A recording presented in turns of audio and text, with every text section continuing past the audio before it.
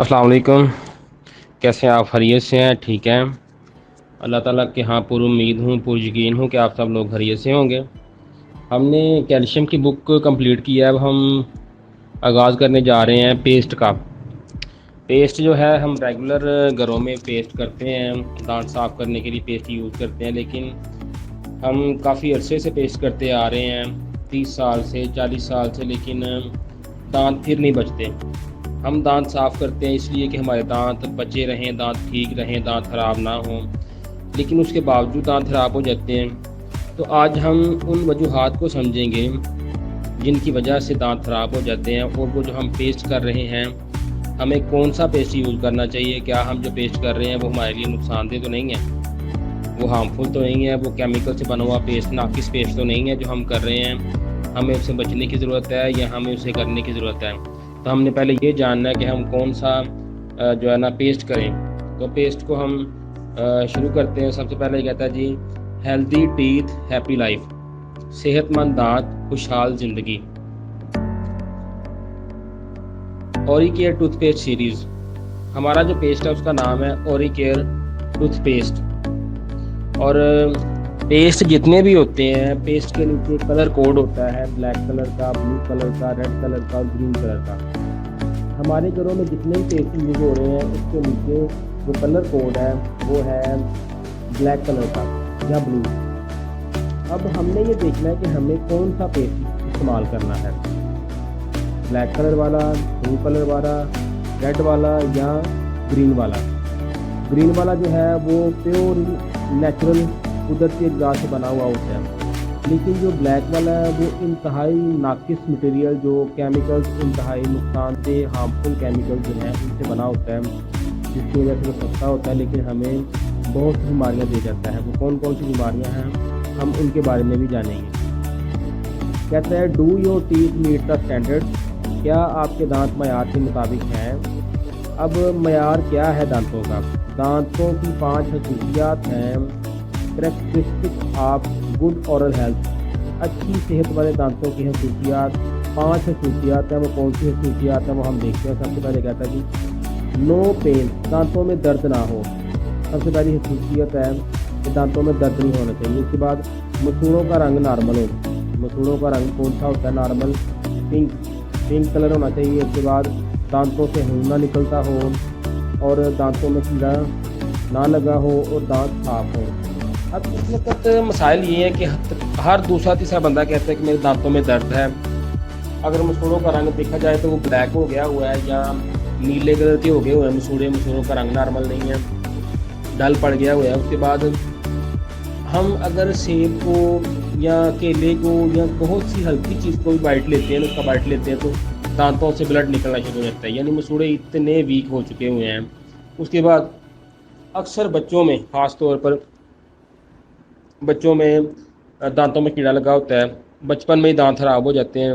और हमारे दांत का जो कलर है वो नॉर्मली तो वाइट होना चाहिए, लेकिन बाहर से हम दांत साफ़ करते हैं रंग साफ़ करने के लिए कि वाइट हो जाए, लेकिन अंदर से जो कलर है, अंदर से चूँकि हम ध्यान नहीं देते तो अंदर से कलर पीला होता जाता है। बाहर से भी आहिस्ता आहिस्ता फिर वो अंदर वाली जो गंदगी है ना, उसके असरात बाहर आना शुरू हो जाते हैं, जिससे फिर बाहर वाले दांत भी, बाहर से भी दांत ख़राब होना शुरू हो जाते हैं, उनका कलर, उनको फंगस लगना शुरू हो जाती है। तो हम ये भी जानेंगे कि हम किस तरह से इससे बच सकते हैं। दांतों को हमने अंदर से भी साफ़ करना है ताकि दांत हमारे ज़्यादा अरसा हम दांतों का फ़ायदा उठा सकें, दांतों के जो फ़वाइद हैं वो हासिल कर सकें। क्योंकि दांत अगर एक बार चले गए तो इंसान की सारी सेहत ख़राब हो जाती है। इंसान खुराक का मज़ा नहीं ले सकता, इंसान खुराक को चबा नहीं सकता, जिससे फिर मैदे पे बोझ बनेगा, मैदे पे बोझ बनेगा तो सारी बॉडी पे बोझ बनेगा। पेज नंबर 2 पे चलते हैं। इम्पॉर्टेंस ऑफ डेंटल केयर, दांतों की हिफाजत की अहमियत। दांतों की हिफाजत की अहमियत के हवाले से एक दिन मनाया जाता है 20 सितंबर, एक दिन मनाया जाता है लव टीथ डे के नाम से। पूरी दुनिया में आलमी जो है लव टीथ डे, आलमी दांतों से मोहब्बत के दिन के नाम से के तौर पर ये जाना जाता है 20 सितंबर, लव टीथ डे। इसका मकसद ये है कि हम लोगों में जो दांतों के हवाले से जो दांतों की अहमियत है उसको उजागर कर सकें, लोगों को ये अहमियत लोगों के सामने ला सकें, लोगों को ये बावर करवा सकें, ये एहसास पैदा कर सकें कि दांत हमारी सेहत के लिए कितने अहम हैं और वो कौन सी चीज़ें हैं जो दांतों को नुकसान दे रही हैं और हमारा को क्या फ़र्ज़ बनता है कि हम दांतों को किस किस टाइम पे साफ़ करें, कौन सा पेस्ट यूज़ करें और कौन सी खुराकें हैं जो दांतों की सेहत के लिए अच्छी हैं, दांतों को बचा सकती हैं। तो सबसे पहले तो हमने ये देखना है कि दांत हमारे कितने अहम हैं और दांतों की खराबी की वजह से कितने मसाइल मज़ीद पैदा होते हैं। तो कह रहे हैं relationship between oral health and overall health, पूरी सेहत और दांतों की सेहत के दरमियान क्या ताल्लुक़ है। अब ये बड़ी अहम चीज़ है। कह रहा है कि दांतों की सेहत और पूरी सेहत जो बाकी पूरी बॉडी है इनका आपस में बड़ा गहरा ताल्लुक़ है। अगर दांत खराब है तो वो सिर्फ दांत खराब नहीं है, उसके असरात पूरी बॉडी पे जाते हैं। इसका एहसास पैदा करें, इसको जानने की कोशिश करें क्यों ऐसा होता है। पहले तो हमें ये जानना ऐसा होता है, हमें इस बात का नहीं पता कि ऐसा होता है। आज हम ये जानें कि ऐसा कैसे हो सकता है कि दांतों की खराबी की वजह से पूरी सेहत डिस्टर्ब होती है। वो कहता है dental illness is not a disease, दांतों की तकलीफ बीमारी नहीं है। अब इसका मतलब ये नहीं कि दांतों की तकलीफ बीमारी है ही नहीं, उसको अब कुछ समझ रहे नहीं है। आगे वो कहता है heart disease, diabetes, gastrointestinal disease, cerebrovascular disease, bad effect on growth and development. कह रहे हैं अगर दांत खराब रहते हैं, दांतों में अगर आप दांत साफ़ नहीं करते, दांतों में बैक्टीरिया रहते हैं, दांतों में खुराक के बचे हुए ज़रात रहते हैं, बकाया जात रहते हैं, तो हर 3 से 4 घंटे के बाद आपके मुंह का टेम्परेचर चेंज होता है, जिससे क्या होता है कि मुंह में बचे हुए जो खुराक के ज़रात होते हैं वो खतरनाक बैक्टीरिया में कन्वर्ट हो जाते हैं, खतरनाक मादों में, खतरनाक जरासीम में कन्वर्ट हो जाते हैं। जिससे क्या होता है जब आप अगली दफ़ा कोई चीज़ खाते हैं तो उसके ज़रिए से आपके मैदे में चले जाते हैं, जिससे क्या होता है आपको दिल की बीमारियां पैदा हो सकती हैं। जब वो आपके खून में शामिल होकर दिल की शरियानों में या दिल तक पहुंचेंगे तो उससे आपको दिल के मसाइल पैदा होंगे। उसके बाद आपको डायबिटीज़ हो सकती है उस गंदगी की वजह से जो दांतों में होती है, जो आप साफ़ नहीं करते। गैस्ट्रोइंटेस्टिनल डिजीज़, मैदे की बीमारियां पैदा होती हैं। ये गंदगी सबसे पहले डायरेक्ट कोई चीज़ आप खाते हैं तो वो सीधी मैदे में जाती है, दांतों की गंदगी। सेरिब्रोवैस्कुलर डिजीज़, आसाबी शरियानों की बीमारी, जब आप दांत साफ़ नहीं करते, आपके दांत गंदे होते हैं, तो जब आप सांस लेते हैं तो आपके दिमाग को ऑक्सीजन नहीं जाती। वो जो दांतों की गंदगी है ना, वही सांस के ज़रिए आपको दिमाग को जाती है।